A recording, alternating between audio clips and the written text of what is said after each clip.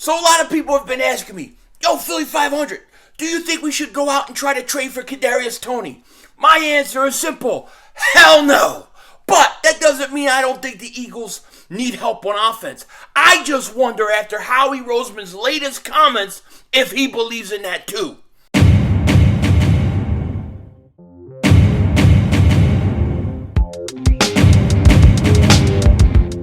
Dallas still stinks. Yo, by the way, King Dingbat here, and I hope everybody's having a great weekend. I hope you guys are doing well. I hope you're hanging in there. So, as I've said a zillion, billion, trillion, quadrillion times, the Eagles need help on offense. Help for Jalen Hurts for next year. And so far, they haven't given it to him yet. Despite not doing anything yet, there are still opportunities. There are still chances and players out there that they could trade for. Another one has become available for possibility of a trade, and that is Kadarius Toney. Now, before we get into Kadarius Toney, I gotta say, if you're new to the channel, make sure you like, make sure you subscribe for Eagles content, daily football content, and of course, we got the draft coming up this weekend.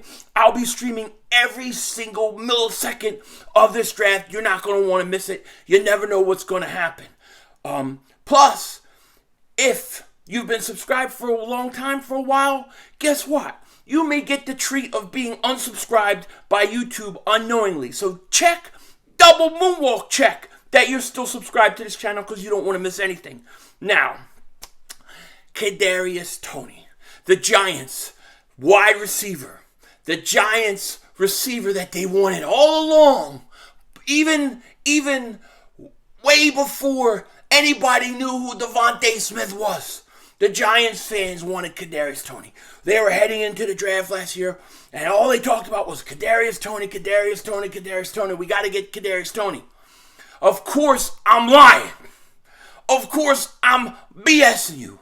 The Giant fans didn't want Kadarius Toney. They wanted Devontae Smith. All they talked about was Devontae Smith. We're going to get Devontae Smith. We're going to get Devontae Smith. We're going to get Devontae Smith. Devontae Smith. Then the Eagles jumped him, double moonwalked them, and took Devontae Smith. The meltdowns ensued across most Giant fans. And then they traded out of the first round, which was a good... they traded their pick, and they moved back, which was a good idea. And then with their first round pick, they took Kadarius Toney. And to me, there is no way that I would consider trading for this guy, okay? Because he's available for a trade right now. And there's a lot of Eagle fans who are like, let's trade him. Let's trade Reagor or Reagor for him. Let's just move him. Let's get him. Let's bring him in. I didn't touch him. You can't pay me money to go out and get Kadarius Toney. Now, the issue isn't he isn't talented. I mean, I saw what he could do in that Cowboys game. I think he could be very explosive. But if you look at this guy, since the day he was drafted by the Giants, the whole thing has been weird. It's been a little whacked out, right? I mean, like he doesn't show up for the OTAs, all that stuff. He's got injuries. Then he's hurt during the year. Then he comes and he plays and he looks good against the Cowboys. Then he's hurt again or whatever. Now they have their whole OTAs and stuff going on. He ain't showing up. It's just been weird. And I can't trust a team I can't trust a player, rather, that is literally going to get traded 1 year after he was drafted. Okay? As you see here, breaking, the Giants are seeking a trade for 2021 first-round pick Kadarius Toney, per at P. Leonard, New York, whatever that is. I don't even know who the hell that is. I don't know. But they're going to try to trade Kadarius Toney. I mean, dude, if you can't make it 1 year with your team and they want to get rid of you, why would I want a guy like that? I wouldn't touch him with a 10-foot pole. I don't care how talented he is at this point. I'm not risking it. I'm not going to risk it. There's other guys I'd rather go and pay more for than him. Arguably, I'll tell you what, as of right now in his career, Jalen Reagor has been a better draft pick. At least he plays. Now, I don't want anything to do with Kadarius Toney. So, for those asking me, big no on that. Now, the other thing I want to talk about is a Howie Roseman quote, okay? Because I'm baffled by this offseason. And what I mean by that is Yes, we have a young team. Yes, we're rebuilding. But you're also dealing with a quarterback who is going to be going into technically his third year, but really his second year as quarterback. You want to evaluate him. You want to know if he's the future. And you would think, and this is what the Eagles say, right? They're the ones that say that. So you would think they would say, hey, we're going to go out and get this guy help. We're going to go out and bring in players that can help him, be a better quarterback and help us evaluate him. Because after this year, you have to decide whether you're going to extend Jalen Hurts. Do you really think at this point the Eagles are going to give him $40 million, $45 million, $50 million? No, not a chance. But if they're really serious about giving him a fair opportunity, you want to get him help. And a lot of people assume, hey, they can just draft a wide receiver in the first round, and there's his help. But the truth is there's not a lot of Jamar Chases, Justin Jeffersons, CeeDee Lambs, Devontae Smiths. For every one of those guys, there's a lot of receivers that come out that don't contribute their rookie year. So you don't know what you're going to get by one of these rookies, And here's the other thing.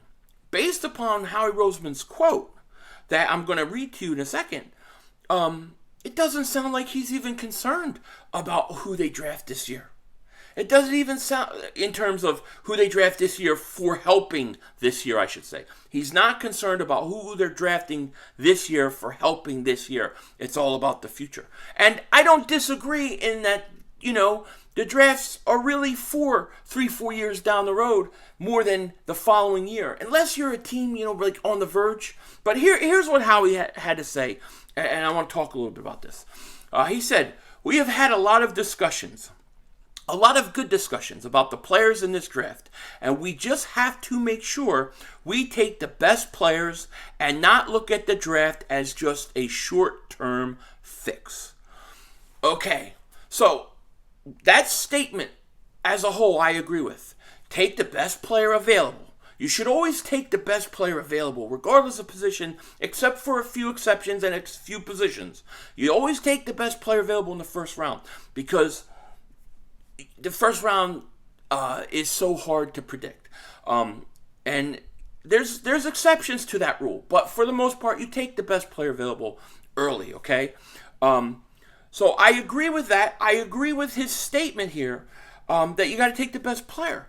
But when I read where it says draft and not look at the draft as a short-term fix, that's what I'm honing in on. Because what he's saying is we don't look at this draft as really about 2022. We don't look at this draft about helping 2022. It's more about the future. Now, that's how you should approach the draft. However, free agency is supposed to be a time where you can help for the immediate. The Eagles could have done both. They haven't done both. And by his statements here, it makes me say they're not getting Jalen Hurts help. They're not going to help this offense at all. They may draft a wide receiver and maybe he comes and he's productive and then they'll get lucky. But that's not their concern. Their concern is the future, 3-4 years down the road. They are drafting for the future, which you should, but when you're so inactive and you do so little in free agency, people turn to the draft for the short-term fix as well as the long-term fix. Short-term fixes, for the most part, don't come in the draft. It's long-term fixes. It's for down the road. That's what they're drafting for, as they should. However, the question remains the same. When are they going to get Jalen Hurts help? When are they going to help him offensively? Because the way I see it is I see the Eagles. I think the Eagles have already made their decision on Jalen Hurts. I think they've already decided that they're moving on from him. And they're going to let him play one more year, and if he can show him something, great. But they're not going to go out of their way to help him. They're not going to go out of their way to support him. They're going to say what they have to say publicly, but their actions aren't going to show it. And they're going to go out and they're going to, in my opinion, set this man up to fail. That's what I think this is being set up as. They're setting him up to fail because they're not getting him help that he needs. This team needs help offensively. And they're really not going to do it. Now, maybe they pull something off of the draft and they trade for Deebo Samuel or DK or AJ Brown. Something amazing. But until then, right now, they haven't really helped this guy. I mean, Zach Pascal helps the fourth wide receiver. J.J. Arcega-Whiteside coming down the chimney in his umbrella for the tight end room doesn't help anything. This comment by Howie Roseman, this quote, tells me everything that I've been thinking. The Eagles are planning to draft for the future. They're already looking at 2023 and beyond. They're not concerned about 2022. They haven't gotten their quarterback yet, and until they get their quarterback, they're not going to go out and build around him. And they're going to go let Jalen Hurts play. If he does great, and he goes out and he throws 35 touchdowns, then guess what? They'll support him. But until then, they're not going to do it. Because he's saying the draft is not just a short-term fix. And he's right, it's not a short-term fix. But where is the short-term fix? It should have been in free agency. It should have been for one of these receivers. Should have been for somebody. There's a lot of players the Eagles have passed up on. So this concerns me about next year. We're going to see what the Eagles do. There's still time for Deebo Samuels, DK Metcalf, A.J. Brown. There's still time to make a move.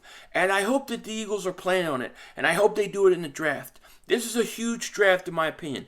I think that the Eagles should be able to walk and chew gum at the same time. You should be able to build for the future as well as build for the immediate following year. I think they should do both. And I think if they're dead serious on Jalen Hurts, that's what they'll do. But we're going to find out. It's not over yet. There's still time to make moves, and we'll see. With that said, take care. Talk to you later. Don't forget to subscribe. Don't be a dingbat. And it's Howie Vision. We're all just living in it.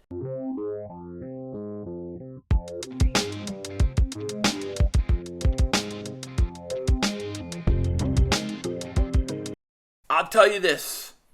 The Eagles are drafting for the future, no question about it. And I think that the likelihood of a trade up in this draft is really, really high. I think the Eagles are trading up.